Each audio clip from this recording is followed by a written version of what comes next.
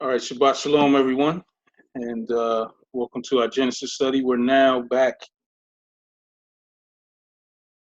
in Genesis 44. So we've just been really enjoying the story unfold here. Um, we left off last week. Jacob has invited his brothers, and they are now having a feast at his house. And we watched him be overcome with the fact that they're even there. So he goes through a series of signs. He gives them hints. He also is trying to figure out things about them and about their character. And I think as we go through, we'll start to see it. But more importantly, we'll start to see Joseph's character and Judah's character, and we'll be able to tie that into them exhibiting characteristics of Mashiach.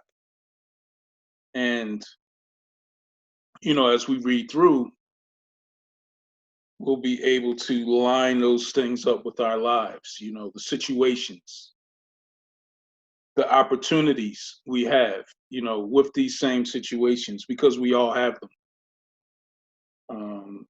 The conviction that comes when we realize these things as well. So let's continue to enjoy this beautiful story, and it amazes me what Yah does through this family. All the things that are going on, like you think your family's messed up, not after reading what these guys are doing, what these girls are doing. So it's amazing to see the work of Yahuah through them, and how the red carpet is rolled out through this bloodline to Messiah. So chapter 44, I'll read the first several verses. I'll read up to verse 10. Chapter 44, verse 1 says, and he, Joseph, commanded the steward of his house, saying,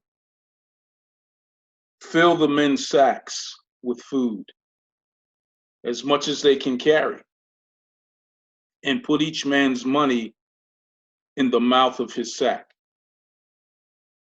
Also put my cup, the silver cup, in the mouth of the sack of the youngest, and his grain money. So he did according to the word that Yosef had spoken. As soon as the morning dawned, the men were sent away, they and their donkeys.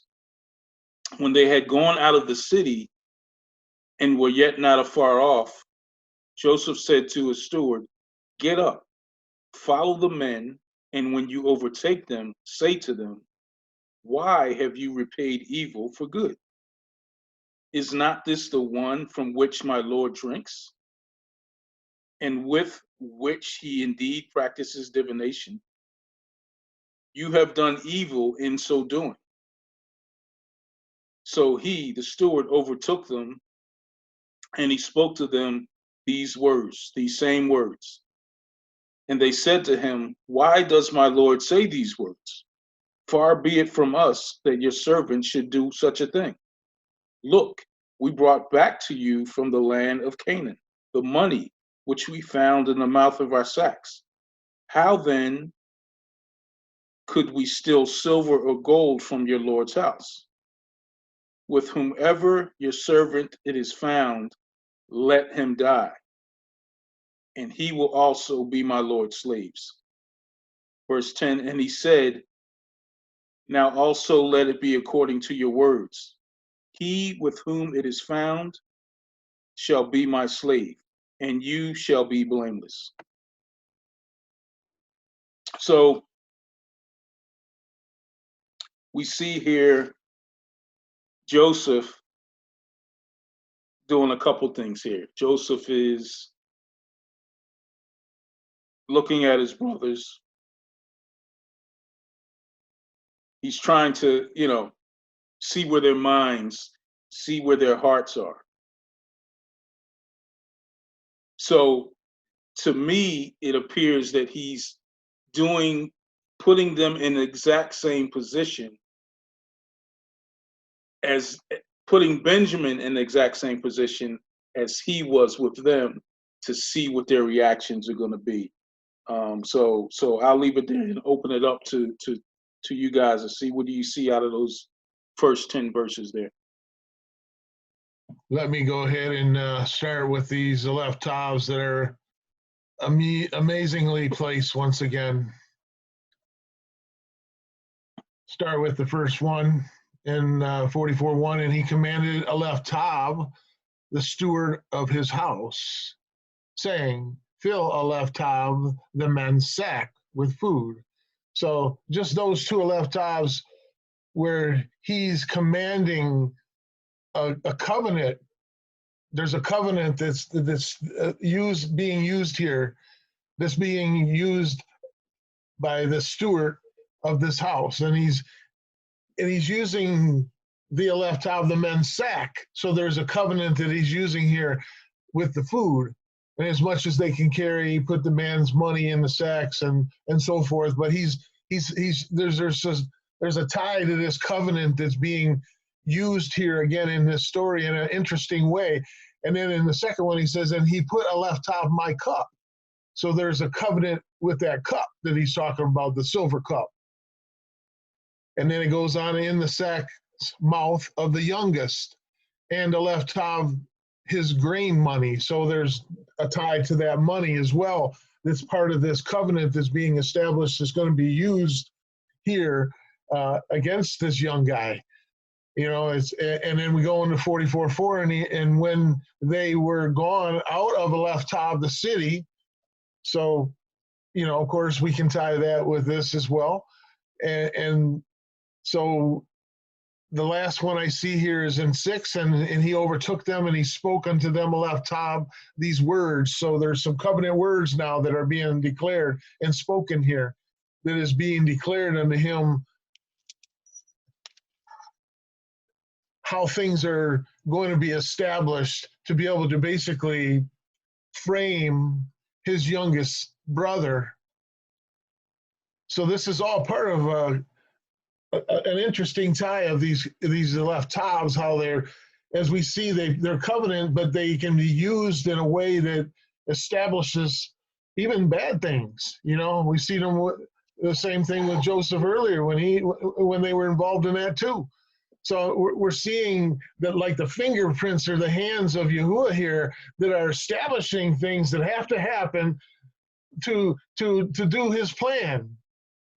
That's a beautiful image that you see him interjecting himself, Yahuah and Yahusha, together here with this covenant agreement that they're placing here in this scenario in such amazing ways.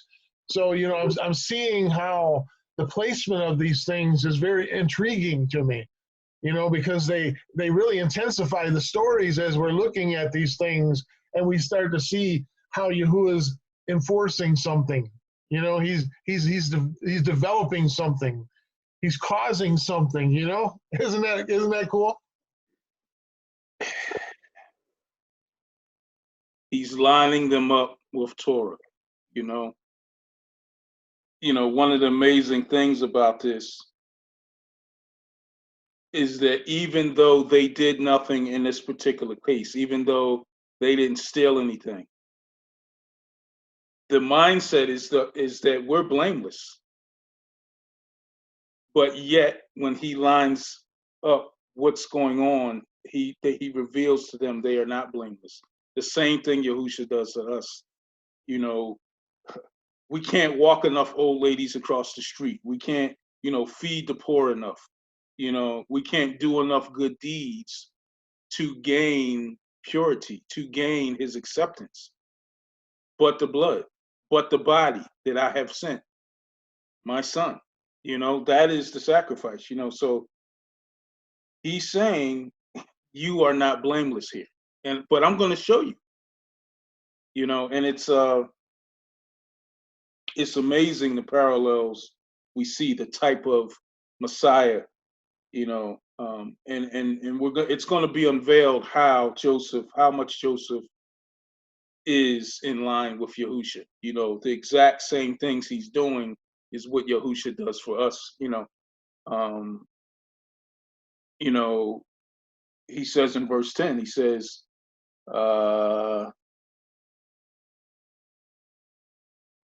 now let it also be according to your words. He with whom it is found shall be my slave, and you shall be blameless. Right? But we know that this is unveiling the sin of the brothers, the unveiling of what they did to their brother. And they don't know who he is yet. So all of this comes out later. And it's just like,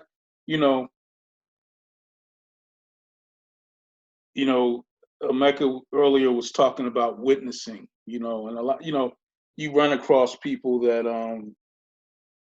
when you share the gospel with people who actually they think they're good, and in the human mind, that person, could be looked upon as a good person. They don't treat anybody wrong. They come to work on time. They're friendly. Always got a smile. But when you line Torah up against their life, they have no option but to see the depravity that rests in them. They have no option but to see their true heart, what they're truly thinking. Yahusha got to the heart of Torah, in the brick. He says, whoever looks upon a woman, it's not just what you do, it's what you're thinking. Your thinking starts the motor of the motion. So when we look at what Joseph is doing, and like you said, it's a covenant, it's through the Ruach. These are Ruach motions that he's doing. He's not just contriving, he is working through, or the Ruach is working through him. So, Mecca, speaking of Mecca, he's got his hand up. My brother, what you got? I actually wanted to just touch on the olive tabs as well. There's sometimes when I'm reading it and I'm just like, how does this read, including the olive top? And so it's interesting right now, because as I was going through it, I really believe the Ruach gave the insight that the olive top is that covenant, right? And it's a symbol of the covenant. But also we know, like in times, people will say, whenever they're serious about something, they will say truly, and when they say those words truly, that means like, yo, I'm giving you my word. This is my word. This is my word. Like truly, this is, I'm the words I'm speaking are truth, and a lot of times, we see in situations like, they'll say like, if not, kind of like the situation here, if not, we will be your servants, or we will, they will, that's how much faith they have in their word and when they're speaking the truth. And so, as I was going through just looking at some of these olive tops, I was replacing them with the word truly, as in like, truly, this is my covenant word. You know what I'm saying? Like, this is my bond. And as I was reading things, it started to put it a little bit more in context. Like every time we see these olive tops, this person is saying truly, like truly in covenant, like, so looking at, let's look at verse 4. It says, and when they were gone out of truly the city, well, that's maybe not the best one.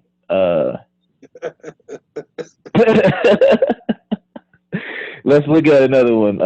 It says, okay, and he commanded truly the steward of his house, saying, fill truly the men's sacks with food, and as much as they can carry, and put every man's money in his sack's mouth, and put truly my cup, the silver cup, in the sacks of the youngest, and truly his grain money. And he did according to the word that Joseph had spoken. And so to me, it kind of put a little bit more context, like do this in covenant, you know, like this is official, you know. And so it brought a little bit more insight, and it emphasized more to me, like what is actually going on here, what's being said, like the magnitude that it's being said in, you know. Yeah, I didn't necessarily see the truly part. The truly, I mean, I think that works in some places, but in some places, in the first one, we just saw it doesn't work. But I think a better way, and this is in agreement with you, but even going beyond that, a better way of looking at this is that the olive towers are placed so that when you look at it from the outside, you're looking at it and you're saying, the way that things are being carried out is covenant with Yah. Yeah, absolutely. He's giving them the words to say so that they can clearly see what. And when you look at it, you'll eventually see that even, and Joseph is going to say this, we're going to see it, that even when you sold me into slavery, it was covenant. It wasn't you. Elohim put me in this position so that I could be the savior of my people. You know what I mean? So the whole situation is covenant. And I think what we see when we see the olive towers place, because that's why when sometimes when it's olive towel time and Rick comes out and he does the olive towel, we call it olive towel time, for fun. But when he does it, sometimes we see those olive towels in places that like, but he's not even telling the truth right here. Like, what's going on? Why is there olive towel here? Or this person is not even in the line. Why is there olive towel here? It's because the olive towel is surrounded by the hand of Yahuwah, so that everything that is happening is in his covenant. So I think we should definitely. I like that. It's you're seeing it from Yahuwah's perspective. Absolutely. It's something that he is engaged in at this moment. This is where his hands are involved. I see, him and Yahusha. Because I see that those two are together in that olive tav. Right. I see them encompassed together as a covenant father and son relationship that we're interjecting here. This is my covenant I'm placed upon this person, this situation. And it's wild how it really reflects in a different view, because you're seeing it from the father's perspective as well as the people's perspective as they're going through it. So you're seeing where he's seeing it, he's interjecting something at that moment that's very important for us to recognize. Those are like those Selah moments, it's like take a pause here, look, and understand, comprehend, what's being said in this context here. So that's cool. And also too, one thing I didn't want to miss out, and then Amy can go next, but it's verse 5 where it talks about the cup, and it talks about divination. One of the things that the rulers would have is a cup in which they looked into to receive from the gods. They're the gods they believed in. But in this case, I believe, from the way that it's structured, this is not the same. What he's doing, because there's no evidence that Joseph did things this way. All the evidence points to Joseph was the only one that depended on the Yah of his fathers, right? So, but it was customary for them to, for Egyptians to have a cup like this in which they used it. The idea behind using the cup of divinations was to show the magnitude of the offense in stealing it, because one that would steal this would be either put to death or be put into slavery. So I didn't want people to get mixed up about the divinations and the fact that what Joseph says, because he doesn't practice that, because he depends on the father of Abraham, Isaac, and Jacob. So just it's also to observe the signs. That means not necessarily just divinations, but observing the signs. And so it's like being able to see this situation. I guess it can be also in the kind of the casting with spells, but maybe also seeing it in a different form, you know, of recognizing the signs, you know, in that sense, you know. I think that's another side that you can look at this same word that's there for divinations. Yeah. Observe signs, it says. The cup though was something in Egyptian culture that all the princes and the noblemen had, and they did use it to contact the gods. So that's why. But I agree with your assessment of the understanding of the meaning of the word. But because the cup is used in conjunction with it, I believe it was used because it was, you know, it was a serious offense to take this cup.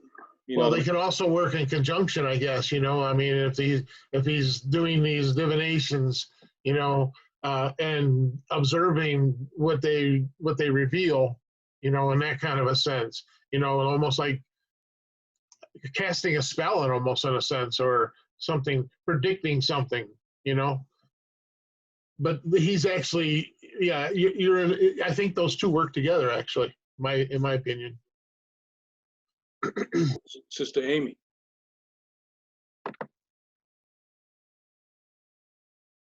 No, sorry, I just wanted to ask, Rod, do you think there would be a connection in, you know, the Aleph Tav? Could it not be saying, like, oath of the signature?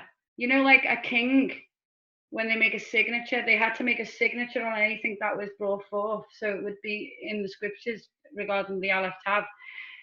Like I almost see like the Father's hand coming down and with a pen and just like with an inkhorn and making his signature on what's being described in what's taking place. Of the act as though he's the author of a book, where the book, the action's the book, and he's going, yep, signature, like the King and Queen Esther. He had to put his, even today, you have to have a signature of the Queen or whoever in the red ink, which is like blood. It gives me goosebumps because it's like it's saying strength of the oath of the mark, the signature of the covenant as a king, as sovereign, writes his signature on a document as sovereign, and it is, and it shall be, and that's it. It's a finalized thing. That's what I'm seeing. I'm seeing Abba's hand just going, you know, just like doing his little, you know, like your signature when you sign a document. We do it today ourselves to say that we did it. Right. It goes in hand with Yahuwah is not the author of confusion. He is the author of what's happening here. He's putting these pieces in place. You know, and you know, we know the story, so we know Joseph is going to say, even though you thought you were putting me into slavery, it was Yah doing it. He's the author of what's going on here. It's his covenant. Amen. Yeah, isn't that like his initials, you know? Yeah. The author and the finisher of our Amunah. Of our Amunah, absolutely. Sorry. Yeah, the author and the finisher of our Amunah, stamp all the way through. Ooh, makes me all funny, that. Brother Brian, thank you, sis. Hey, Shabbat Shalom. Shabbat Shalom, bro. Yeah, I just wanted to clarify. I'm trying to give more understanding on this Aleph Tav thing. So with this Aleph Tavs being placed here like this, this is like one of the first times I'm noticing where it's in a peculiar place where you don't really expect it to be. But I'm just trying to figure this out, or say, okay, what y'all saying is it like Joseph being like inspired by Yah to like set the situation up, or is Yah using this for his purpose, as far as this is something that Joseph thought up by himself, but Yah's using it? Or I'm just trying to figure this whole Aleph Tav thing up in this situation. Like, what exactly is going on here? Is like, is Joseph being inspired by the Ruach to set this thing up, or is it like Yah's using this for his purpose? No, I think he's being inspired. He's being led. Inspired. This is orchestrated. That's where the Aleph Tavs are placed. It's a signature that, hey, I sign off Aleph Tav here. Boom, boom. You know, that's his little signature saying he's orchestrating things to happen, because things just didn't happen to get Joseph where he needed to be. Things had to happen in a precise timing and order so that everything happened exactly according to his plan, so he would end up where he needed to be in front of the right people at the right time, so he could inspire the dreams and get Joseph to the place where he needed to be, so that all of this prophetic dream that he was given will happen, you know, so it can unfold properly. You know, just taking things by chance, Yahuah doesn't do things that way when he's orchestrating something, right? Absolutely. And so Brian, that is a great question, man, because one of the things we have the benefit of is knowing how the story pans out. So in the next several verses, the next 7 verses actually, we see how Yahuwah's hand is on it. So all right, let's do this. So here's a prime example of what you just asked and the answer to it. So in verse, all right, let's go to verse 9. Verse 9 of chapter 44, it says, with whomever your servant it is found, let him die, and we also will be my Lord's slaves. Verse 10, and he said, now also let it be according to your words. He with whom it is found shall be my slave, and you shall be blameless. So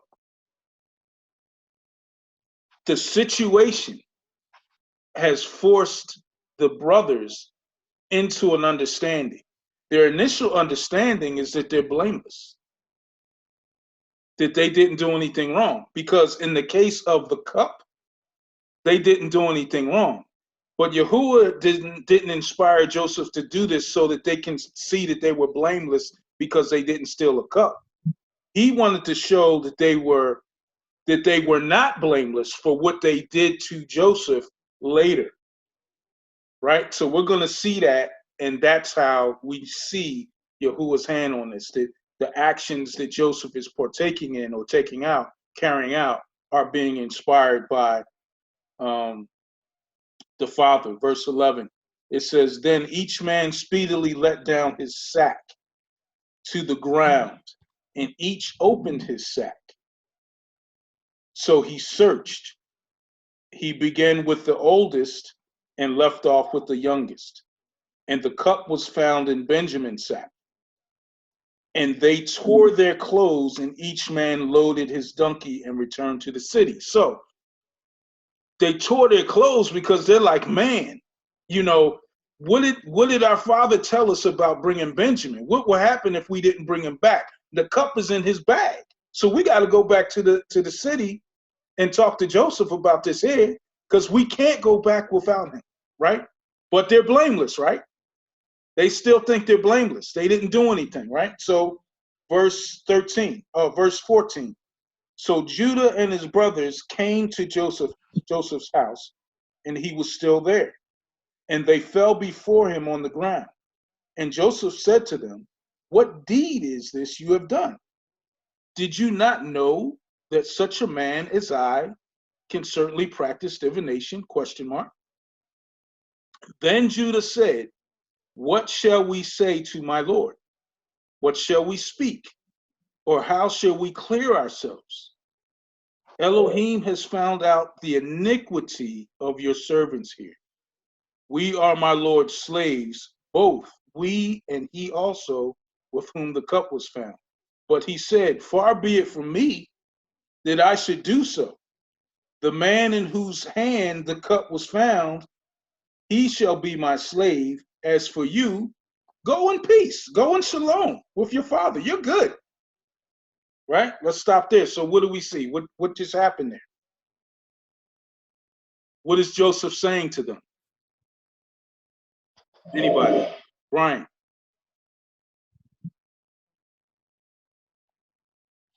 Oh, I'm sorry. I kind of zoned out for a minute there. Really? You asked the question. It's cool. It's cool. I'm sorry. Yeah, I wasn't paying attention. All right. All righty. So I work at night, so I was like, all right, man. So basically, you asked the question about, You know, were we saying that Yahuwah's hand is on this, you know, giving the unction to Joseph to make these moves, or using the situation that Joseph contrived himself? So we're saying no, Yahuwah's hand is on it because of what's happening. They are literally blameless for taking the cup. They didn't take the cup. Benjamin didn't even take the cup. Joseph put the cup in the bag so that there will be reason to draw them back. He wants to see their response. He's telling them they're free to go. They didn't do anything. You know, I'm gonna keep him here because he's the one. The cup was in his bag. So he's the guilty one. You're good. You're free. You go home. So what is that going to cause them to do, thinking that they're blameless here? They're going to realize that they aren't blameless, right? And it's also going to give them the opportunity to do something different than they did with Joseph. And I think that he wants to see that too. He wants to see if they're going to abandon their brother Benjamin the same way they abandoned him. If their character had changed, if they were any different than they were with him. This is Yahusha. Yahuwah's all over this, drawing us out, drawing us to see the clear picture of our hearts, no matter how good we think we are. You know, we started off talking about the average man thinks he's good until you line it up with the Torah. You know, if I give a biography about myself, I can say all kinds of things. But ask my wife. Ask my son. I'm not saying they'll say bad things, but they'll say some things that I might not say if I'm writing my own biography. What about the friends I grew up with? What are they going to tell you? You know what I mean? What about the different experiences I had with people? What are they going to tell you? You know, prayerfully, they can't tell you anything that accuses me now, but they can tell you some things I used to do. You know what I mean? And in that case, I'm not blameless, no matter how good I think I am. And I think that's what is going on here. So let's continue to look at this. Who else? Mecca and then Diane. Oh, I'm not sure who had their hand up, Olive Oil or Diane, but Mecca first. Oh, and Brian, unless you want to respond to that. Oh no, that was okay. It's interesting. Like I'm just finding this whole thing fascinating. Yeah, it's like this Olive Tov thing that Yah is like having his hand, like he's like inspiring these events through men to.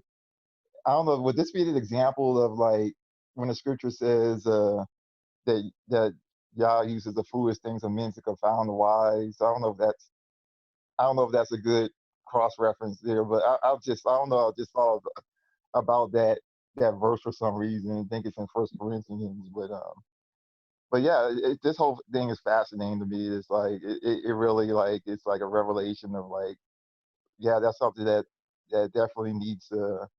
I'm glad the Sefer restore those, because that's something that you don't see in any other translations of scripture. Those Olive Tawls, so it's just yeah. Good stuff. There's another version out there that does it too, called the Mats. Okay. That's a good version too. I like his research. That's why we have the same kind of beliefs about this covenant. He studies it. He sees how the left tav is placed within words. You know, like Sister Amy mentioned how that that other letter was within that name of Caleb.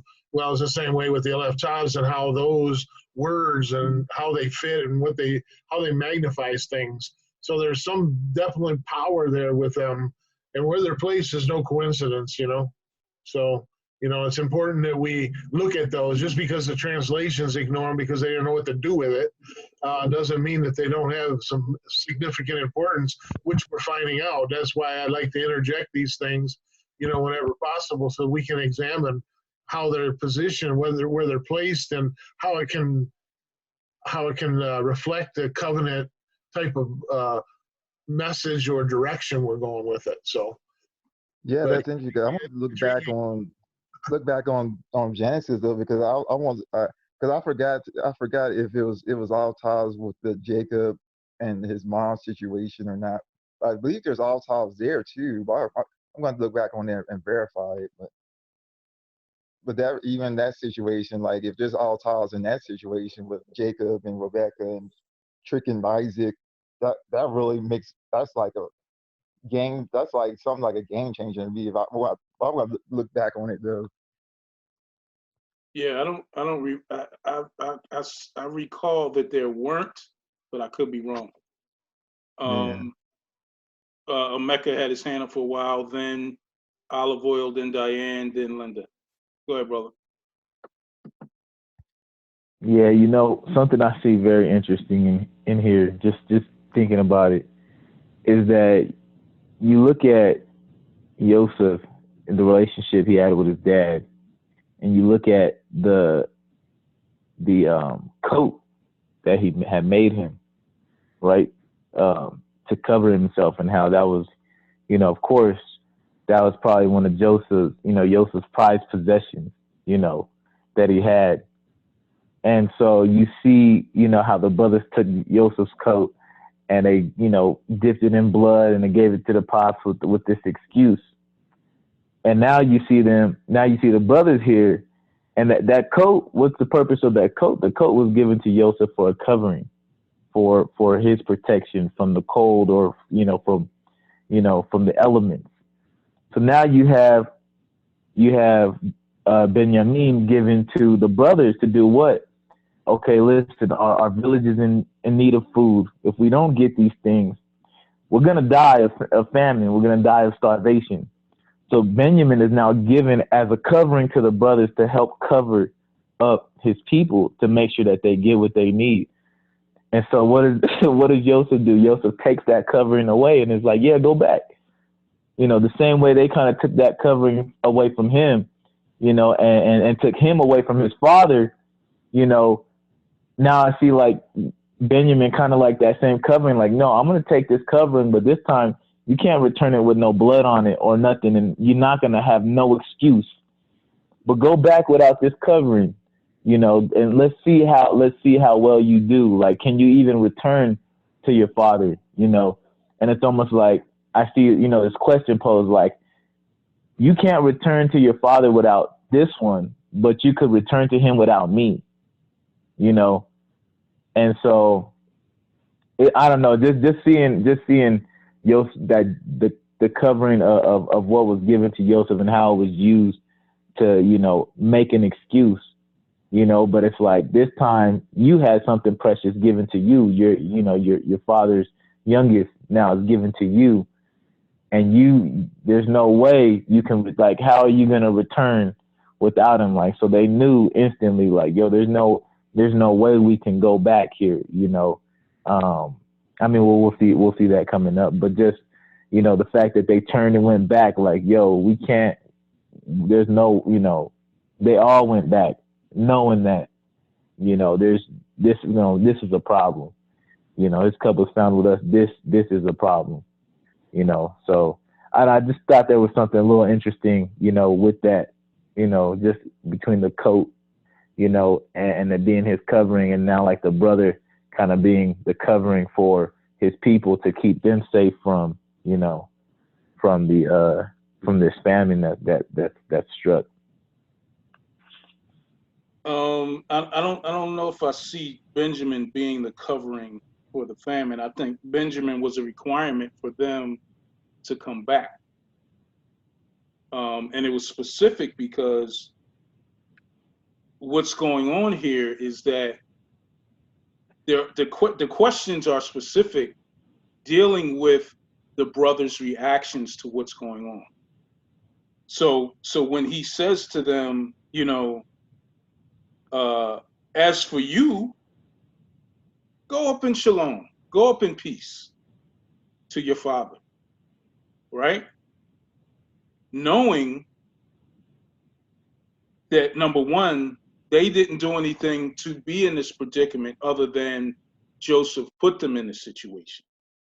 Two, also looking at what happened with him and the desires they had for Joseph. Remember, they were envious of Joseph. They were jealous of Joseph. They despised him. They called him the dreamer. Let's see if his dreams come true now. You know what I mean? Let's throw him in the pit. Let's kill him. No, let's sell him into slavery. All right, let's dip his coat. I like the idea of the coat, but I think there's something more specific going on with what Joseph is getting out of them. Number one, drawing out and uncovering, here's the uncovering, their sin, their initial sin. Not the sin with the cup, but what they did in order for them to be in this situation to begin with. Two, to see what their character would be. Because rightfully, at the moment that they found the cup before they went back, they could have went back then. And if they had gone back, Joseph would have known that they hadn't changed. But the fact that they came back to fight for the younger brother, you see what I'm saying? It shows Joseph that there's a difference in the way they responded to my brother of the same mother. You know what I mean? Because Joseph and Benjamin are whole brothers. They're from the same mother and father. And the same, dealing with the same men to see if they were still jealous. Now, we know that because of what's going to happen next. But I do like the idea of the covering and uncovering, in the sense that their sin is uncovered so that it can be clearly seen. The coat as a covering as well. I didn't so much as see Benjamin as a covering, because the only thing holding him from the famine is Joseph. So what do you say? What do you think about that? Yeah, no, I definitely agree. I definitely agree. And when I was mentioning Joseph as like the covering, it was only because, you know, he was, like you said, the requirement for them to go back. And the father knew that. You know, he knew, you know, the brothers told him the first time, look, we can't go back over there unless we have him with us. Mm-hmm. You know, unless we take him. And the father was like, nah, like, you're not taking this one. You know, and they were like, there's no, well, then we can't go back. Like, we can't go back. And so, you know, just the agreement they made. And then, you know, that, hey, look, if he doesn't go back, if he doesn't go with us, there's nothing we can do, you know. Yeah. So that's kind of how I saw him a little bit as the covering, like that he was that requirement, you know, right. That if we don't go back with him, there's nothing we can do about this famine right now. Mm-hmm. You know, there's nothing we can do. For sure. And that was Judah, right? Because Reuben had a whole nother solution. Judah's the one that was able to get that across to his father. And we'll see something interesting happening with Judah too. You know, because Reuben's the oldest, but who's taking the lead even now, right? Sister Olive Oil, and then Diane, then Linda, then Brian. I'm just making notes, like as you're speaking, I just make notes, like loads of notes. But the things I'm noticing when you're speaking is, you know, it's about giving up the son of the right arm, because it's funny how it's mentioned Benjamin. Mm-hmm. And Benjamin in Hebrew means son of the right arm. Mm-hmm. Well, we know that Yahusha is the son of the right arm. Well, he said he was the right arm of the Father. And I'm just seeing that there's a connection, because as you're reading the story, I'm kind of seeing the Brit Hadasha, I'm seeing the new covenant being played out. And as Emeka's just said, they can't go back to the Father lest they take the Son with them. And I'm like, whoa, we can't go back into the land lest we're with Yahusha. And I'm like, wow, so we can't actually go in. So there's that one. And the connection, obviously all connecting with Yahusha and the food being the word, because they run out of food and they're storing it up in Egypt. And it's like, well, that's the wheat and the tares, like the separation, bringing in the barn. And like, my head's like seeing all this. And then the connection, and what you just said, you can't go in unless you got Yahusha. Same which is what Rick was talking about. Message this morning. That's what I'm saying. Yeah. That's what come to me. So it says you can't go back without the Son. So Abba's saying, you're not coming back here to me unless you come with the Son, my son Benjamin, with you. And I'm like, whoa, he's going to be in us, in our house. Now that ties in with what Emeka was saying. That's what I just, He's Yeah, and the last thing I so, got, Brother Rod, was yeah, I don't know whether it's irrelevant. I think it is. good stuff. The younger shall save the older, which is to do with the flesh, and those are the flesh and those are the spirit, which is connected to Eden, which you were talking about. You're going to do a lesson on as well about Eden, but I'm not going to speak about that because you're going to do something on that. Yep. But they're the things that are coming to me. When it says also as well, blameless, Yahusha was blameless. And they tore his garment, his coat of many colours, shed it, stripped him and striped it with the stripes on his back. And then they took the cloth and gambled on it, played games on it, which is his covering. See, it's just Yahusha. It's just like I can just see the whole play out of Yahusha. I mean, as of Joseph, trying to work out who he is. I know Benjamin's the son of the right arm. Mm-hmm. But we know that Joseph loved Benjamin. So it's like, I'm still trying to see the whole. Yeah.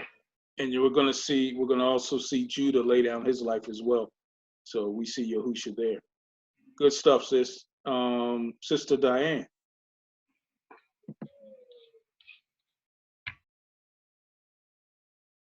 Absolutely. That was absolutely beautiful to let us know that Yeshua is all through from the beginning to the end. There's no need for anyone to say that he isn't. You know, if they do, then they really need to go back and start over again. I had an aha moment with Brother Rick and the Aleph Tav moment. Well, his Aleph Tav moment became an aha moment for me. I have that Bible. I don't know if he was reading from there, but the Kepher, you know, the Sefer or Kepher Bible, and I'll confess that I closed it up. Well, number one, it's a heavy book, but number two, my eyes were being distracted by the Aleph Tav. And so I put it down. I'm going, and the guy tried to explain, just be with me for a moment while I just digress a little bit, because this is a learning experience. This is edification for me. The guy that wrote the book tried to explain why he put that in there, that these were words that, as Brother Rick was saying, they didn't know what to do with them, so they more or less left them out. But they're like covenant, you know, they're covenant words. So, Brother Rick, if you could go back and just say that a little bit, and Brother Rod also. But along with that, Brother Rick, you were talking about that there was another version where they used this Aleph Tav. It takes on more meaning now. When you were talking about how the Aleph Tav is in even this chapter, and how it was Yahuwah's covenant, you know, that he was in this, and then showed exactly how he was in this, explains the importance of putting that Aleph Tav in there, because something is missed.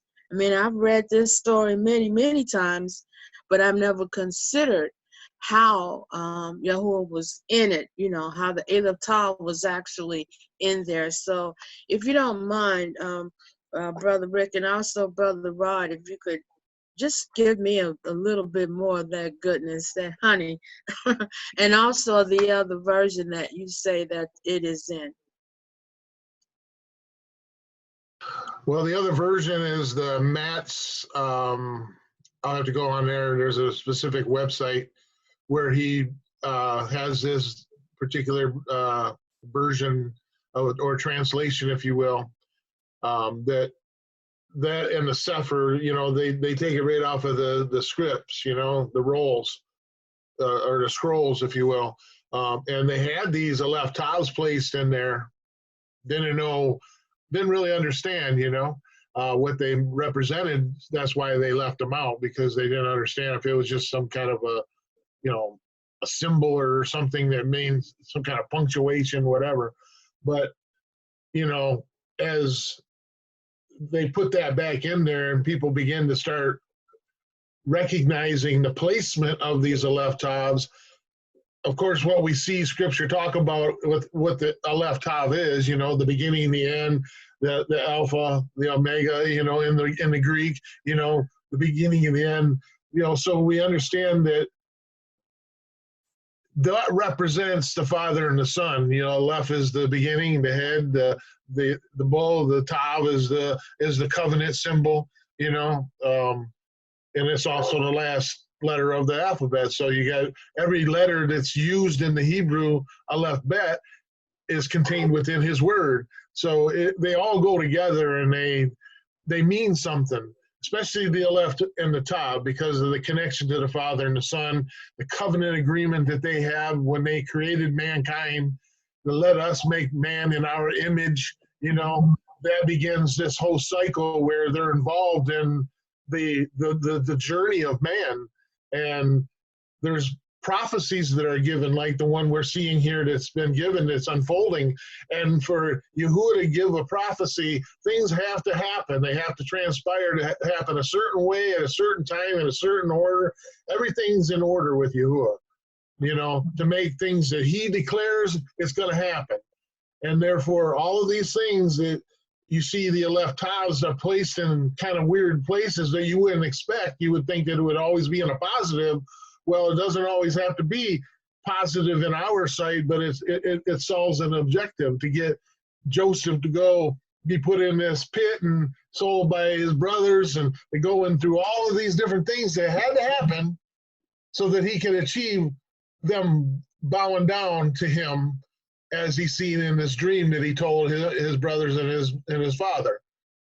So we see this all the way from Genesis, this Aleph Tavs, all the way through. They're placed in here, and they're always in perfect placement, as Sister Amy said. It's like his signature.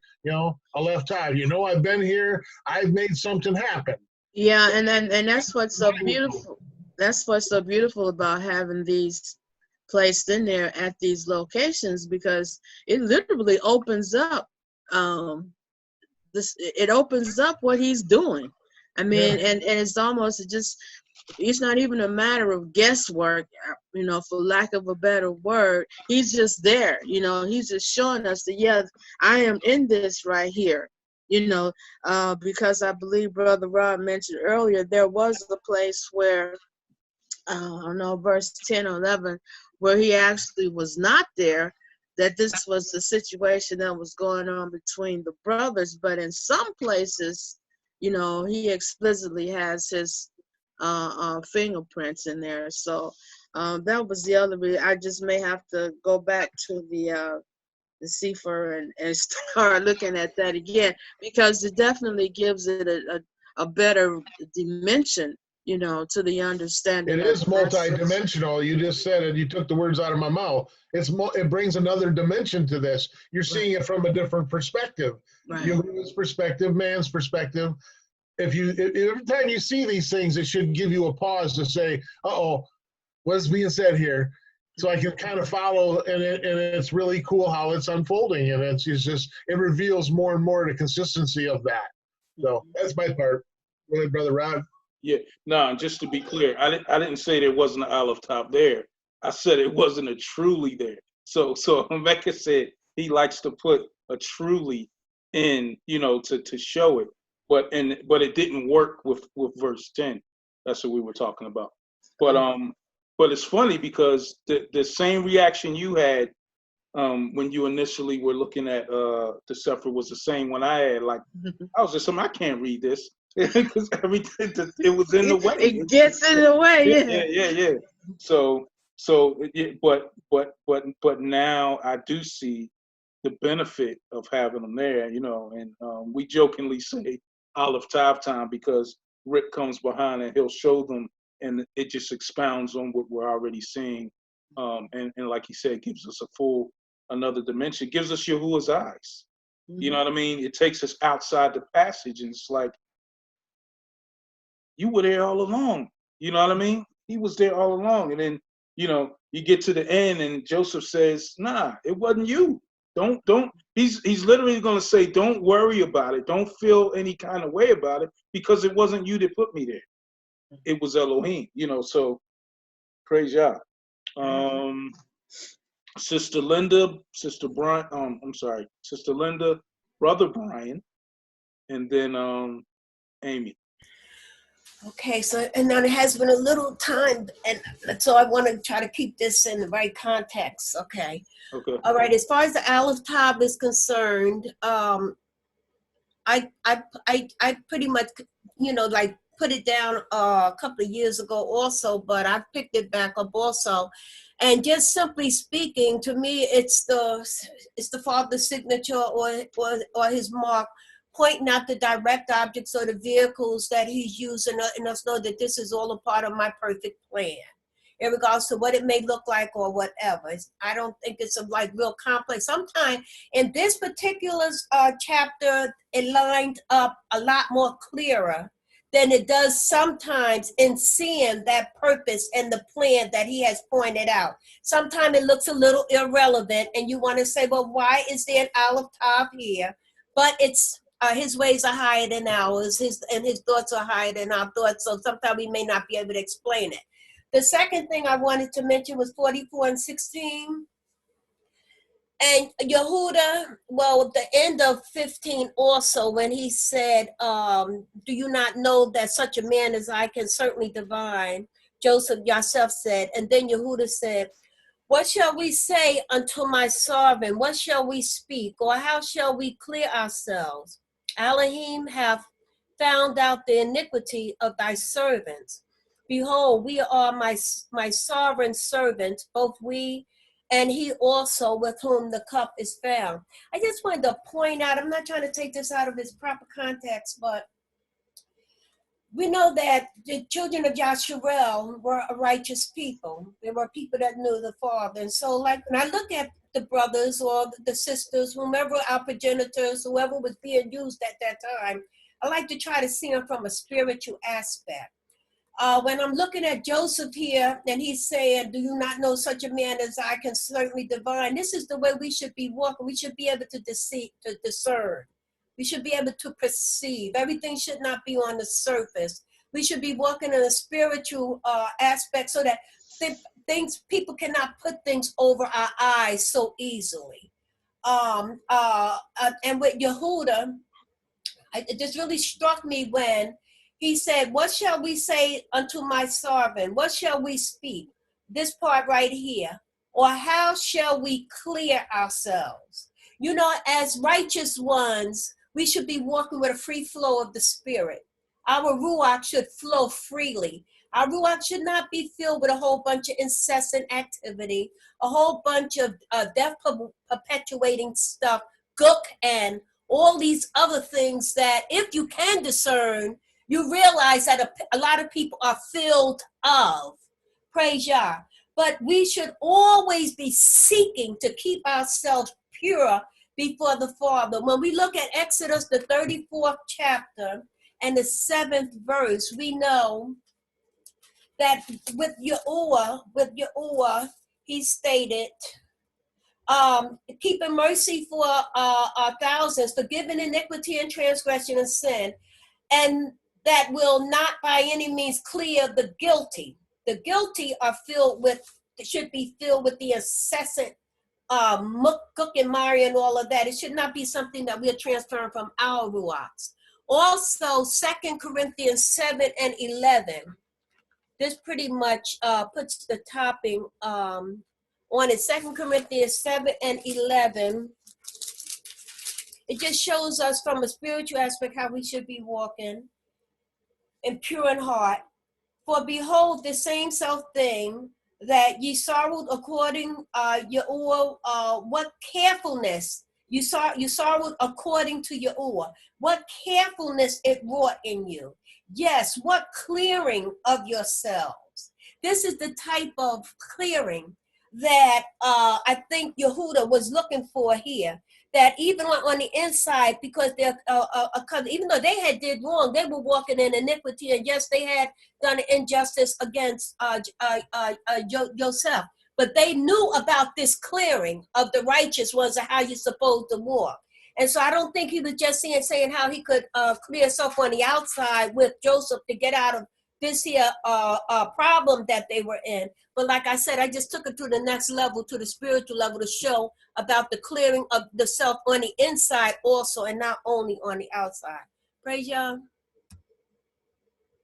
Praise Yah, praise Yah. I think also too, Judah also is looking at the fact that, because when he speaks of iniquity, he's speaking of the cup being found in Benjamin's backpack, right?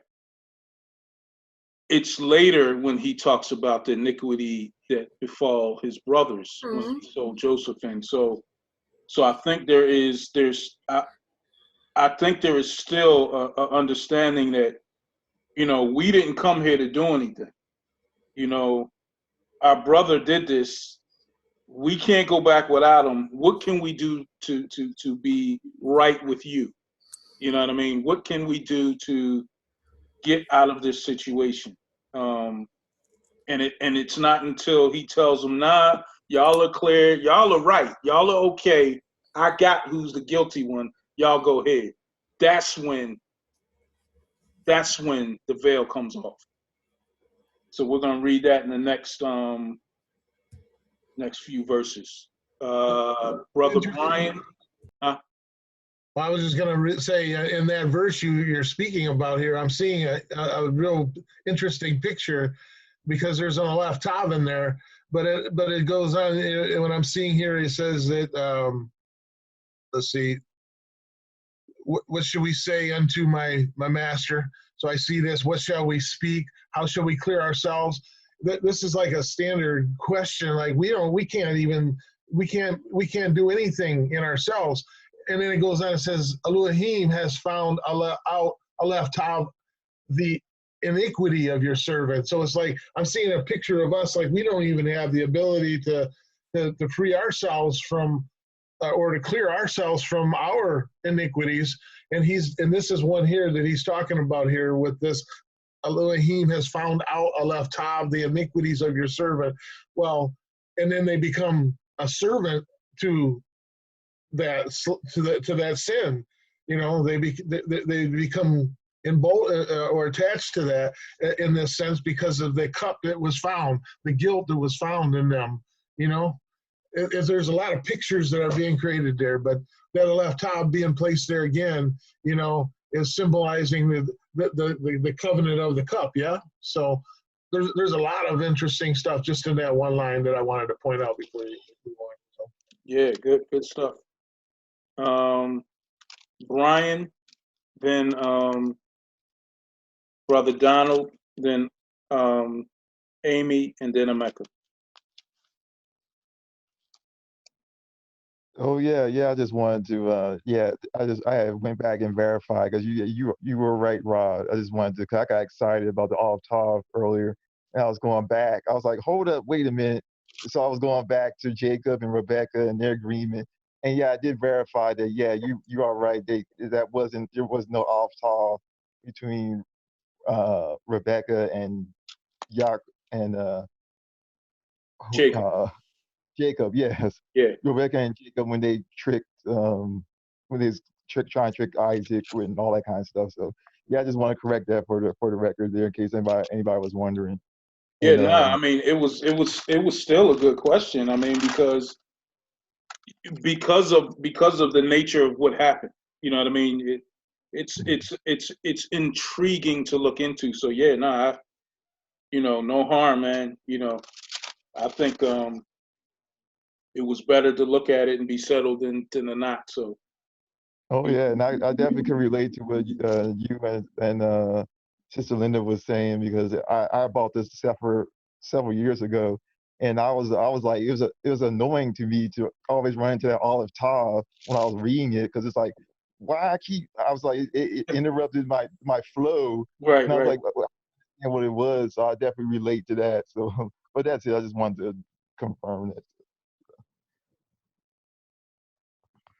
Yeah. And because I think you were trying to look for a verse in the last passage, and I was thinking of the passage that, you know, your sin will find you out. You know, Numbers 32, Numbers 32:23 says, "But if you do not so, then take note, you have sinned against Yahuwah, and be sure your sin will find you out." So that's what we're going to see here. You know what I mean? Even though it's nothing they did at the moment and what was the charge, there was other sin that's being uncovered here. And definitely they want him to see that. So Brother Don, then Amy, and then Emeka. Or I think I forgot the order. I think it's Yeah, Brother. praise Yah. Yeah. I know about the saying about the leptars. I think when me and Elder Richard first connected, I always has asked him because he uses it a lot, and I asked him, "What is it?" And he explained to me, and then I really prayed over it because in certain verses we see the leptars, and it seems as though they shouldn't be there. We wondering why they was there in certain verses. And I just prayed to the Most High to show me, and I thank him for his Ruach for showing all of us. He was saying it is a covenant with him and his son. Whether we look at it in a perspective that it's left house there when we think it shouldn't be there, it's to me, it was bringing us out of situations that didn't seem to occur to us and bringing us in out of it into a better part. They already had stamped it. The Father and the Son had made a covenant with it already, but it's amazing through the Ruach how he's bringing it out to really let us know, as we want to study and find out his true word, how he's explaining what the leptars are, even though it seems as though certain positive verses they shouldn't fit in. But thank the Yah through the Ruach that he's explaining it all, and I just want to give him praises and say hallelujah for that. Oh yeah, praise Yah, man. Yeah, I agree. I mean, you know, he continually shows us, you know, says in his word, we go from understanding to understanding, you know, so some of those things that seem foreign to us or difficult to us later, you know, I mean, even now, like when we study things and we see, we understand what the words mean, and then we go back and we read some of those passages, it's like, I didn't see this the last time. You know what I mean? And that's why it's a continuum. We go from understanding to understanding. Praise Yah. I can't remember who was next, Amy or Mecca. So, It was Amy. Amy was next. All right, go ahead, Amy. Look at you, you gentlemen. You go ahead, sis. I could go first because I'm actually still like studying something to speak, if that's okay. So I can. Is that all right? Can Mecca go before me? Now I'm being a lady. Yeah, go ahead. Yeah. Go ahead, brother. All right. You know, just in this situation, just seeing everything, how it's playing out, because Rick was just bringing up, you know, now, you know, he was bringing up, you know, the last section of this where, you know, and you were bringing it out as well, where he says, no, he said, far be it that I should do so, but the man whose hand the cup is found, he shall be my servant. And as for you, get you up in peace unto your father. So we see him basically saying like, no, you're not going to be my servant, but, you know, the one who basically had committed the crime. And so I was just reading, you know, this has been something that I was reading recently, but it's in John chapter 8. It says, starting at, let me see, I'll start at verse 33 just to save some time, but it says, they answered him, this is Yahusha speaking to some Yahudim after he was just telling them that who believes on him, you know, that whoso believes on him, if they continue in his word, then they are his Talmudim, and they shall know the truth, and the truth shall make them free. That's what he was saying just previously. But then in verse 33, it says, They answered him, we are Abraham's seed, and were never in bondage to any man. How say you, you shall be made free? And Yahusha answered them, saying, truly, truly, I say unto you, whosoever commits sin is the servant of sin, and the servant abides not in the house forever, but the Son abides forever. If the Son therefore shall make you free, you shall be free indeed. And so I was just, thinking about that, and just like the connection between here and Joseph, and setting his brothers free. Like, no, y'all didn't commit the transgression, so y'all can go free. But the one who supposedly committed the transgression, he shall be my servant. So even when you look at sin, you commit those sins, you're going to be the servant of sin. You're going to be the servant of Hasatan. You're going to be the servant in that bondage. But those who are clear, those who are free from committing that sin, those who did not commit that iniquity, you shall be set free. He also though, in addition to that, because immediately what you said is true, because Joseph is setting them free. But when the true heart of Yahusha is in you, you will see that you are not guiltless. And that's what's going to happen. So, yes, they're free from stealing the cup, but they're not free. Because the very fact of what they did is the reason that they can't go back without Benjamin. Now, if they were guiltless, they could go back. You see what I'm saying? Yeah, absolutely. Let's take that cue. Let's read on. Verse 18.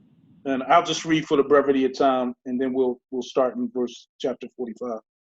But it says, then Judah, verse 18, came near to him. So he walked up close to him, and he said, oh, my Lord, please let your servant speak a word in my Lord's hearing. And do not let your anger burn against your servant, for you are even like Pharaoh. My Lord asked the servant, saying, have you a father or a brother? And we said to my Lord, we have a father, an old man, and a child of his old age, who is young.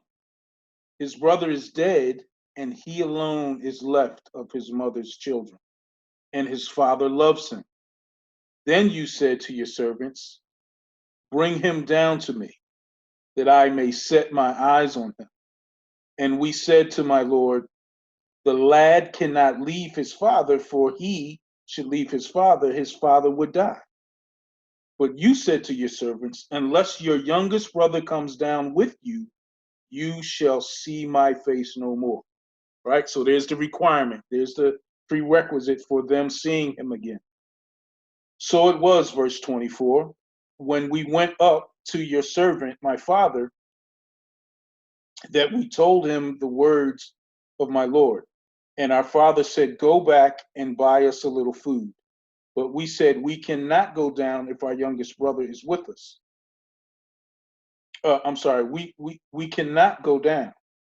If our youngest brother is with us, then we will go down. For we may not see the man's face unless our youngest brother is with us. Then your servant, my father, said to us, you know that my wife bore me 2 sons. And the one went out from me, and I said, surely he is torn to pieces. And I have not seen him since. But if you take this one also from me, and calamity befalls him, you shall bring down my gray hair with sorrow to the grave. Now therefore, when I come to your servant, my father, and the lad is not with us, since his life is bound up in the lad's life, it will happen, when he sees that the lad is not with us, that he will die. So your servants will bring down the gray hair of your servant, our father, with sorrow to the grave. For your servant became surety for the lad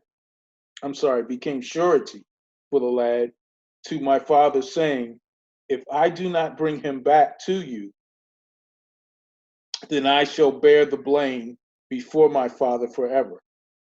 Now, therefore, please let your servant remain instead of the lad as a slave to my lord, and let the lad go up with his brothers. For how shall I go up to my father if the lad is not with me? Lest perhaps I see the evil that would come upon my father. So what do we see there?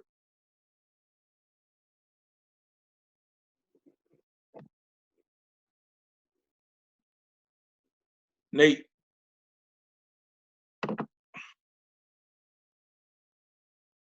Oh, can you hear me? Sorry, I'm having a little technical issue here.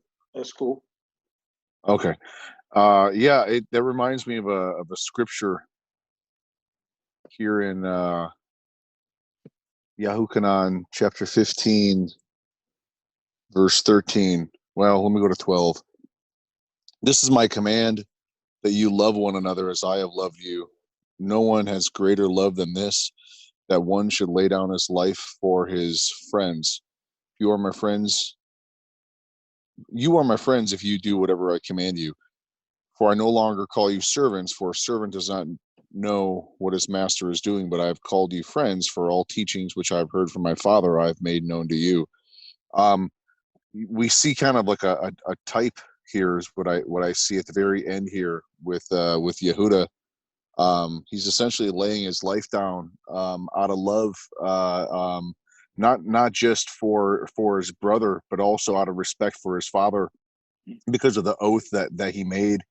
And we see Yahusha doing the same thing. I think it's Matthew 15:23 where he says that he came not but unto the lost sheep of the house of Israel.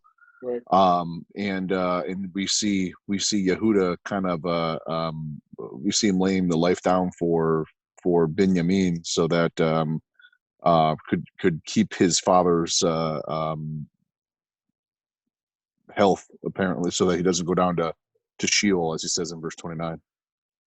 Yeah, we see so many things going on here. I agree completely with you, Nate. But we also see something else, and that I hinted to earlier. Reuben is the oldest. Reuben has defiled his rite of passage to his inheritance because he crossed his father laying with Bilhah, right? Remember that? He tries to make recompense later. His father rejects his idea, but he accepts Judah's idea. Judah coming up and saying and bringing the importance of them taking Benjamin in the first place to be able to rid themselves of the famine. So him laying himself on the line then and then repeating it and doing it again now, Judah has become the epitome of Yahusha. So we see that in both Joseph in the way he's responding, and we see it in Judah too. And Sister Linda, we talked about it earlier. This is why the line comes through. His contrition is surely seen. He doesn't offer any excuses. He accepts that this is the will of the Father and that this is the route that he must take, and he offers his life versus how he responded before. So mind you, all the time this is going on, Joseph is watching the reactions of his brother, and he's seeing something completely different than what he saw in them when he was a lad, right? So all of this is unfolding. What else we see there?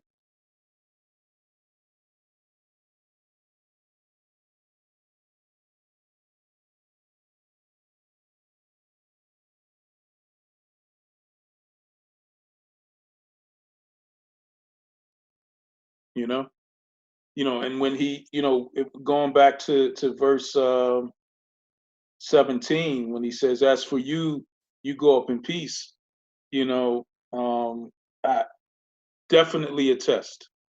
Would they leave Joseph? Would they leave Benjamin like they left Joseph? You know what I mean? So Judah offered to save his life, give his life for his. Mecca and then Amy. I like what Nate brought out. You know, because you think about Yahusha, just think about how Yahusha replaced us, you know, for our, for our transgressions, for our iniquities, how Yahusha threw himself in our position, you know, and took our place, you know, took our punishment.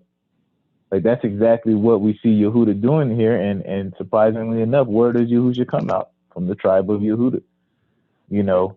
So that, you know, flowing through the blood, you know, like, you know, that spirit being carried on, you know, through the tribe of Yehuda. But just seeing that, like, he really, look, hey, I know my brother's messed up. Like, and what does Yahusha say? You know, who is my brother? Who is my, you know, my mother, my sister? Those that do the will of my Father, right? So those are his. So he's acknowledging, like, yeah, look, those that are my brothers and sisters are the ones that I died for. You know, those are the ones that I took their place, their punishment that they would do. You know, those that acknowledge, like, you know, like you're bringing out as well, acknowledge their sins and turn from them. You know, those are the ones that I put my life down for. You know, and so we see this here, you know, of Yehuda switching out, you know, with trying to switch out with Benjamin, you know.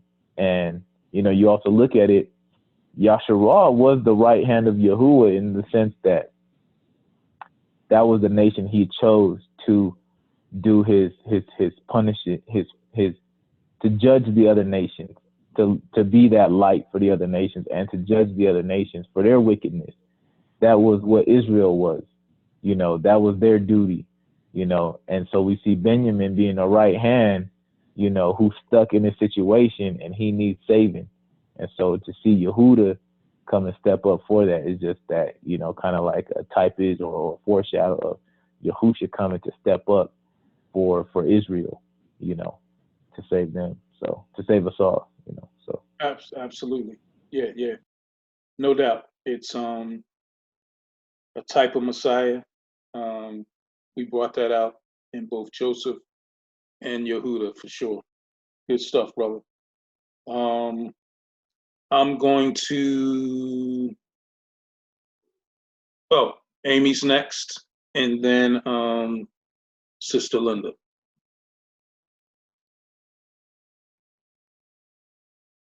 Hiya, sorry. I was just reading like loads of stuff about this. It's such a cool, amazing story. I'm just wondering if, when I've done my research, if the cup, and you can stop me if I'm going off, the cup, silver cup, according throughout scripture, it represents betrayal and rejection. Which is, Messiah was sold for silver, and Joseph was sold for the silver pieces. Joseph was sold by his brothers for the 20 pieces of silver, and then Judas, which is the same name in Hebrew pictograph as Judah, who sold Messiah for the 30 pieces of silver. And I believe that Joseph, what he's trying to do is show, even though that they sold him in betrayal and rejection of him, he's trying to turn it around with unmerited favor, showing the Father's favor, obviously, because he's the one who redeemed his brothers later on.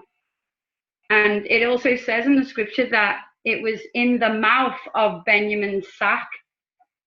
I hope this is not going off context, stop me if it is, but the sack reminds me of like a bag, a vessel, and inside it is in the mouth of Benjamin's sack, which is actually, for me, I see the Messiah drinking of the cup of the wrath in the Garden of Gethsemane, from the cup that he had to drink, which he asked the Father to remove from him. And then later on in Luke 22, 17 and 18, we see him share this cup with the disciples. And in another, and in 22, Luke 22, 20 as well, which is actually something to do in line with the promises of Exodus 6 and 7. And when his disciples say, when he speaks to the disciples and says, when Messiah replies back, can you also drink of this cup? And they reply and say, yes, we can.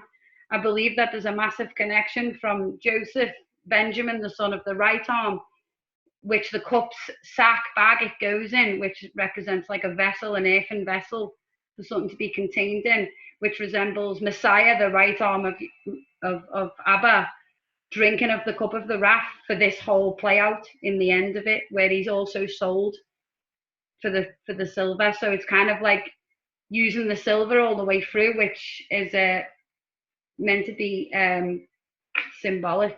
I think it's all connected. So as well as the cupbearer in prison, it shows in the prison cupbearer that it represents a royal wrath and judgment if somebody touches the cup of the king, like they need to die if they do so.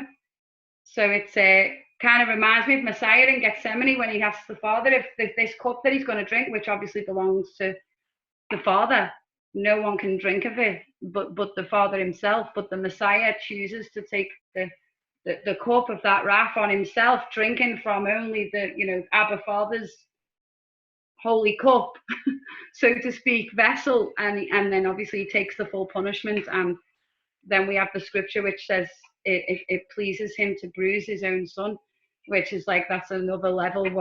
This is just what I've just been doing, like loads of notes. So I don't know what you think, Rod, and you guys, you can tell me what you think about that. Sorry, that was a lot. No, that's a lot. I mean, I think.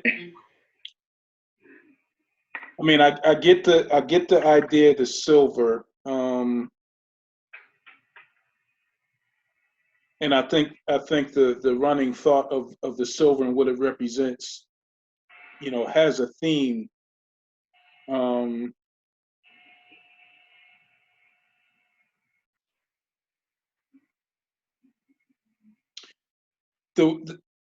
Holistically, I don't see that whole picture here, but here's what I do see out of what you said.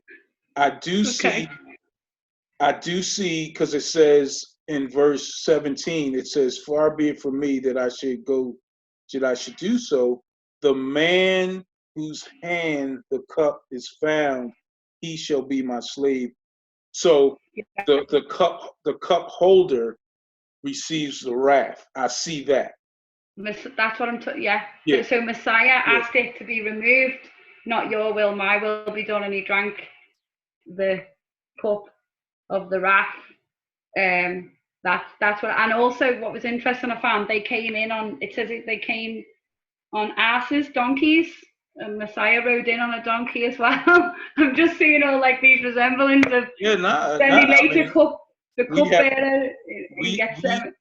We have to consider all those things. I mean, you're pulling out some things that were definitely not on my radar, but sorry, what? They can't be denied.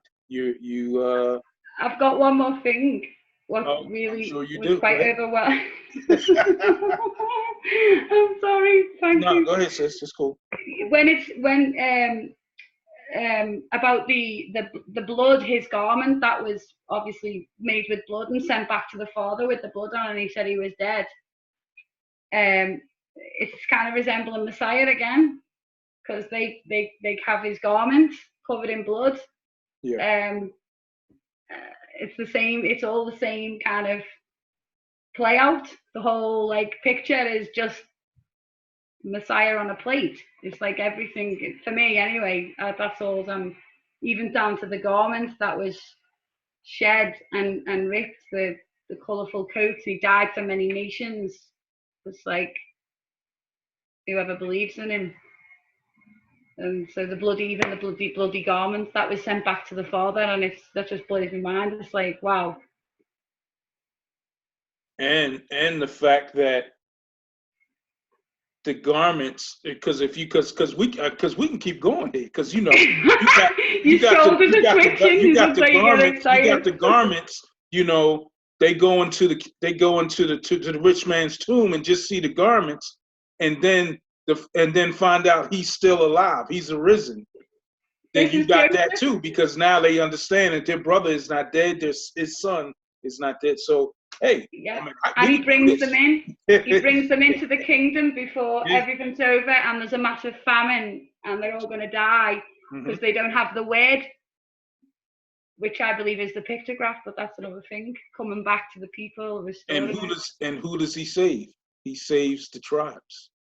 Yeah. Like Say that Alexa again? was saying earlier, Nate said, "I come but not for the lost sheep of Israel." He The house comes of back. Israel. Joseph saves the tribes. Them first, yeah, and anyone who wants to follow, Yeah, obviously. so I mean, yeah, we can go now. We can go. I Good like it stuff. when your shoulders were twitching. That's funny. Shoulders are doing this. You look like you're gonna dance. That's beautiful, sis. I definitely did not connect the silver. I did see the cup though, but I didn't see the silver aspect, and I think that's beautiful. Thank you. I only just seen that now, yeah. The 20 pieces of silver and 30 pieces. I don't know what the difference is between the 20 and the 30 though, because everything's like really important in scripture. So why the 20 to Joseph and why the 30 for Messiah? It's like a good study. I'd like to go into why the difference of 10 pieces of silver different. Judas got 10 pieces more and then threw it back in repentance, obviously. Praise Yah. All right, Mecca, and then Linda, and then Don. I think Sister Linda was first, so you go Okay. ahead. Yeah. All right, cool. Oh, thank you, Brother Mecca. It doesn't matter. I just wanted to, I see a type of Mashiach in Yehuda, almost at the end of the chapter. I'm just going to read a little bit of before we get to it, starting the 30th verse. Now, therefore, when I come to thy servant my father, and the lad be not with us, seeing that his life is bound up in the lad's life, it shall come to pass when he seeth the lad is not with us, that he will die. And thy servant shall bring down the gray hairs of thy servant our father with sorrow to the grave. This kind of gives me like an epitome of what would have happened had Yahusha not lived up to his part of the agreement. 44, for thy servant, thy Ebed, became surety, became the pledge, became the security for the lad unto my Abi, to my father Abi, saying, if I bring him not unto thee, if I not keep this covenant that I've made with you, then I shall bear the blame, the sin, the trespass, the kata, to my father Abi forever, everlasting. Had Yahusha not lived out his agreement and stuck to the agreement that he made with the Father, the same exact thing would have happened to our life was bound up in Yahusha's life, and just as Jacob's life was bound up in his sons and Benjamin's, and we would go down to our grave with sorrow. Also, had the bargain not, the pledge not been kept, had the security not been made, had it not been an everlasting covenant, and we would have, if Yahusha had not walked righteously and fulfilled, this is my beloved son of whom I am well pleased, completed the perfection process in his life, and stick with what he knew was his purpose and plan all the way even past his death, he would have bore the sin and the trespass to our Father forever. Because he did keep the agreement, he didn't have to, and so the pledge and the security stand strong with us. Praise Yah. Praise Yah, sis. Good stuff. Brother Don, and then Sister Amy. Yes, I just want to piggyback on the sister earlier about the Mashiach being sold for silver and Yosef being sold for silver. It's like we're supposed to take on the Mashiach as being set apart. And that shows us how Yosef took on Mashiach when Mashiach saved all the people, then Yosef saving his people. So we ought to be reminded that we ought to walk in that same perspective to take on the Most High Himself. Praise Yah. I just wanted to get that out because it really stuck with me when she said that, is be like Mashiach. And Yosef was being like Mashiach. And it seemed like it's similar to what the Messiah went through, Yosef went through. So if it comes to the point that we are going through for the Mashiach, we ought to be reminded to take on Mashiach ourselves. Praise Yah. Praise Yah. Mecca, and then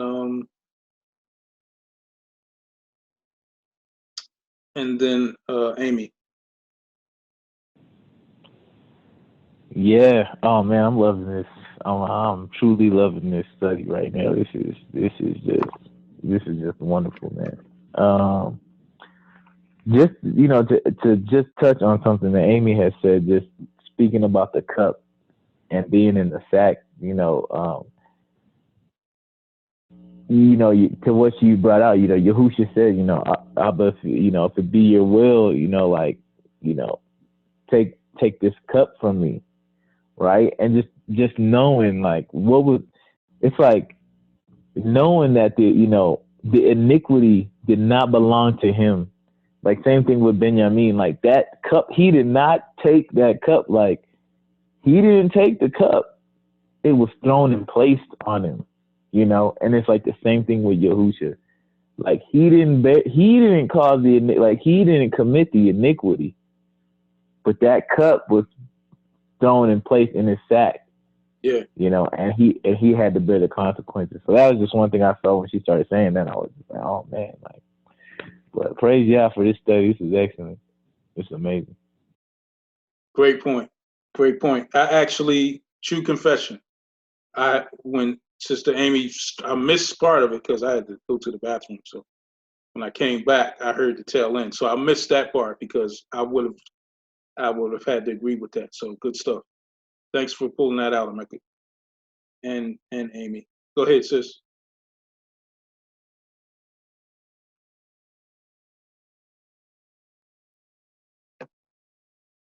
Sorry, because I'm on another page reading off it, because when I go off, this goes off. So the scripture, what come to mind when Linda was speaking before, was that peace I leave with you, my peace I give unto you, not as the world giveth. And then it goes further down. It says, oh no, am I on the right one here? Forgive me. Hold on.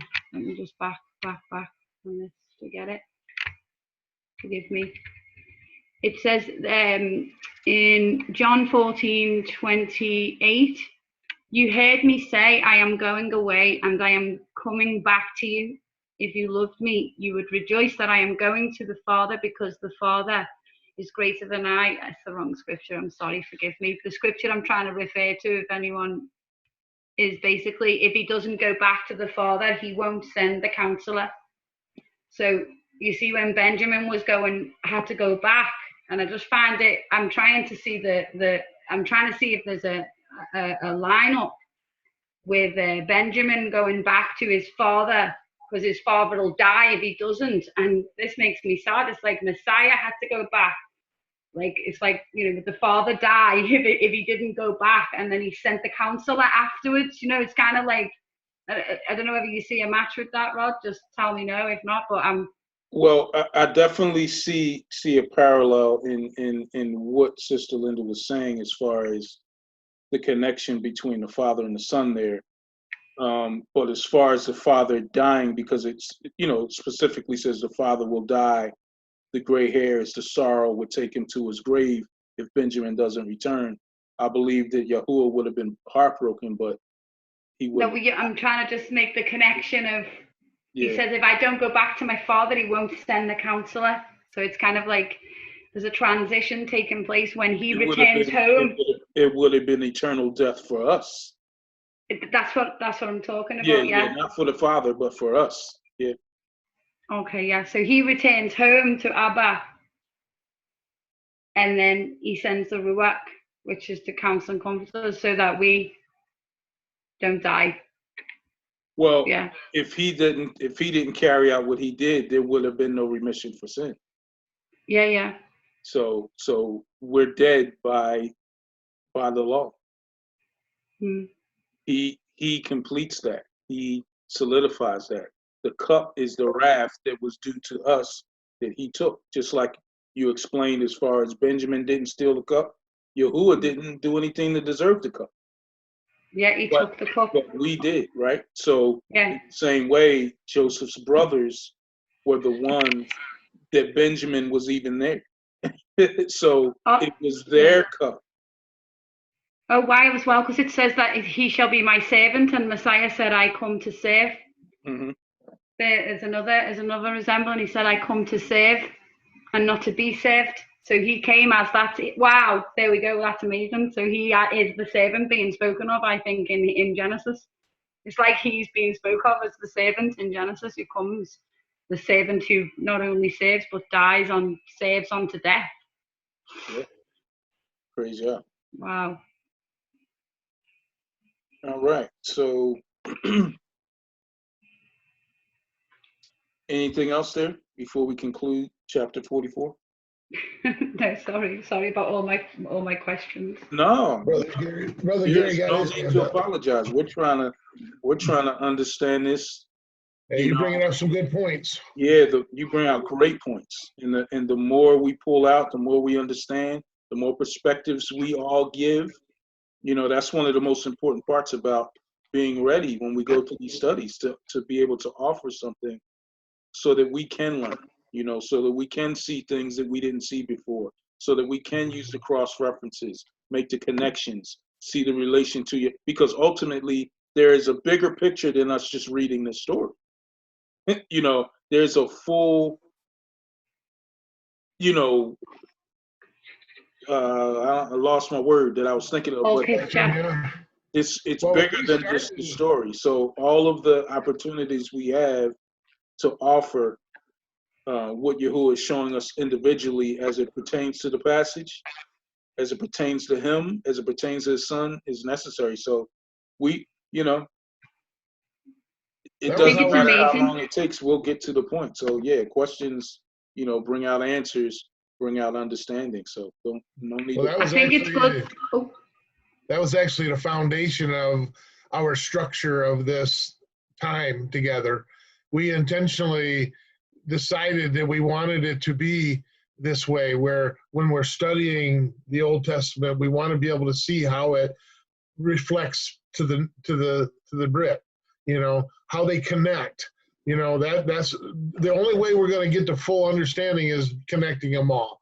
And there's a lot of, it's like a tree, you got a lot of different branches, and they all connect and interject somewhere, but ultimately they lead back to the Torah. So that was our foundational principle. So this is fulfilling that, Brother Rod, and it makes us wise. It's bringing out stuff that's connecting dots. That, like you said, I didn't connect those dots.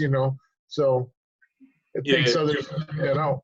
Yeah, it's very customary for believers to do studies called Torah portions, and in those portions they have, they have a Torah a portion, they have a prophetical portion, and then they have a Brit portion.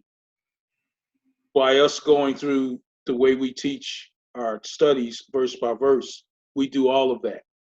Because so the things that you bring out and the connections, the things that Ameka and Linda, those bring us to a complete understanding of having the opportunity to see the full spectrum, the full all the dimensions, three-dimensional, understanding of what we're reading, a full spectrum, the full spectrum, because some don't see the connection, they don't understand that it's one book, and by the way that we do this, by the way that we study, we pull those things out. So yeah, absolutely. Brother Gary had his hand up, and then Sister Linda.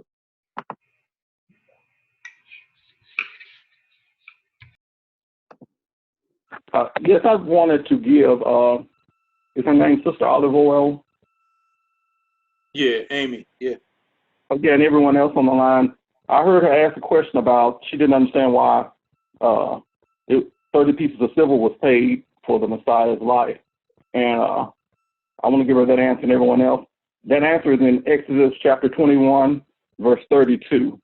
And it says, if the ox gores a male or female servant, he is to give to their master 30 shekels of silver, and the ox is stoned.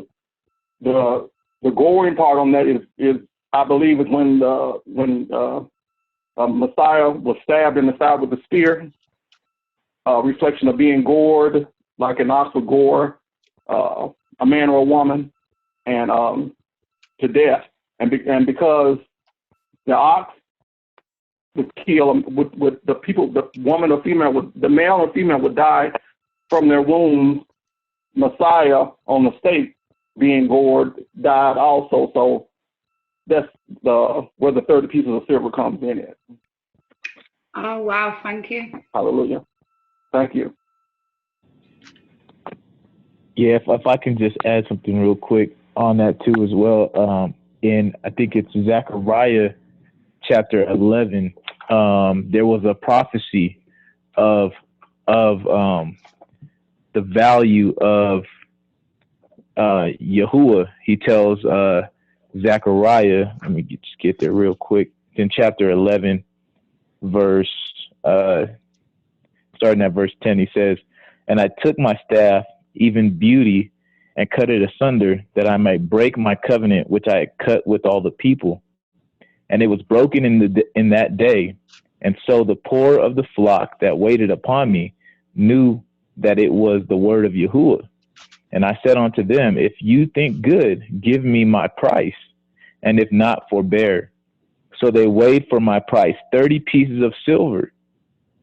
And Yahuah said unto me, cast it unto the potter, a goodly price that I was prized at of them. And I took the 30 pieces of silver and cast them to the potter in the house of Yahuah. And I cut asunder my other staff. Yeah, so. And it's interesting because that's the field, I think that Judah the potter's field they bought. Into was a potter's field, right? The potter's field, yeah. Yeah, absolutely. That's where he hung himself and fell and died in the potter's field. Well, isn't it? Yeah, and that potter's field, that potter's field was also purchased by the Yahudim, right, to bury the strangers in, which is interesting because we know Yahusha died to what? Not only redeem Yasharal, but also those of the other nations. So the Pharisees, they purchased the potter's field to bury strangers in, which I thought was very interesting.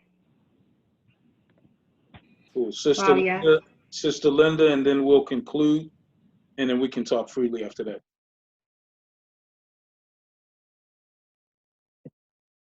Yes, and now after I read 44 and 32, I have just looked at 33, and I'm seeing some more of the Mashiach mindset in Yehuda. So I just want to share very quickly.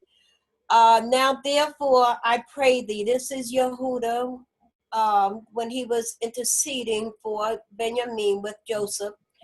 I pray thee, let the servant abide instead of the lad. Now with Reuben wanted to sacrifice off of his sons, but Yehuda, he offered himself.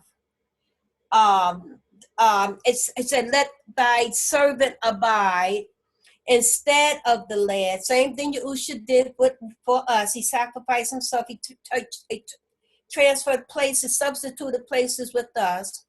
A bondman to my sovereign. You know, the word tells us, he that is greatest among you shall be a servant of all. That's the Mashiach mindset. But this part I really love. And let the lad go up with his brethren. Painted a picture to me with this word. Go up is Allah.